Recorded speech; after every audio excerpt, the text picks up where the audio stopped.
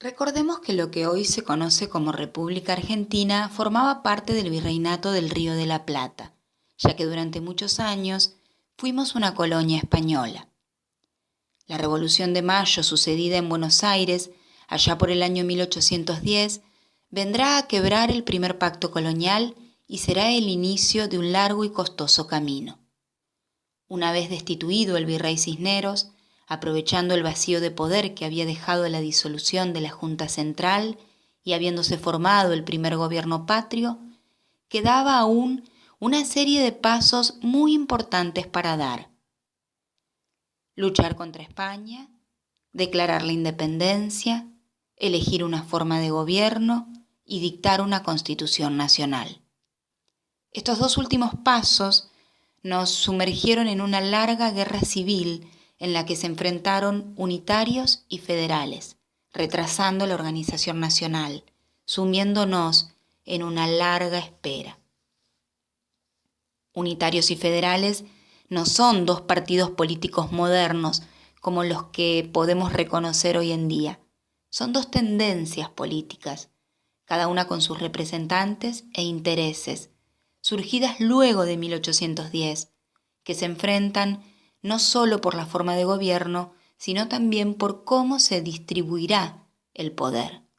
Tener poder, ser autónomo, poder tomar decisiones propias, es útil para manejar cada quien sus propios recursos económicos. Buenos Aires pretende que el poder esté centralizado en dicha provincia. El resto del país aspira a tener provincias autónomas que puedan hacer frente al avasallamiento porteño. El primer intento constitucional data de 1819 y motivó un enfrentamiento armado entre las fuerzas unitarias del Directorio, gobierno unipersonal creado en 1814, y los caudillos federales López y Ramírez de Santa Fe y Entre Ríos. El triunfo de estos últimos en la batalla de Cepeda hará caer al gobierno central y desde 1820 hasta 1829 se desarrollará la etapa de autonomías provinciales, en la que cada provincia vive su propia experiencia política. En Buenos Aires, por ejemplo, gobernarán Martín Rodríguez y luego Bernardino Rivadavia, quien estrenó el cargo de presidente durante la guerra que nos declaró Brasil por la Banda Oriental. En 1826 hubo un segundo intento constitucional, también fallido, que junto con el desventajoso Tratado de Paz firmado con Brasil, aceleraron la renuncia de Rivadavia. En 1827, increíblemente, un federal asumió el gobierno de Buenos Aires. Se llamaba Manuel Dorrego, pero en 1828, Juan Lavalle, militar que había participado de la guerra con Brasil, lo fusiló, disgustado porque Dorrego reconoció que la Banda Oriental tenía derecho a constituirse como una nación independiente. Imaginemos el impacto que causó este fusilamiento y cómo se abrió así paso a un nuevo gobierno, el de Juan Manuel de Rosas, un poderoso hacendado que tenía hasta su propio ejército. Rosas gobernó en dos oportunidades, de 1829 a 1832 y desde 1835 a 1852. En el primer gobierno tuvo facultades extraordinarias, es decir, un poder más allá del que le correspondía. Desde el Ejecutivo, cierta injerencia sobre todo en el Legislativo. En su segundo mandato, tal como lo dice el título, los tres poderes del Estado estuvieron en sus manos. Rosas decía ser federal, aunque en el ejercicio de sus gobiernos cuidó siempre los intereses de su clase y por ende los de Buenos Aires.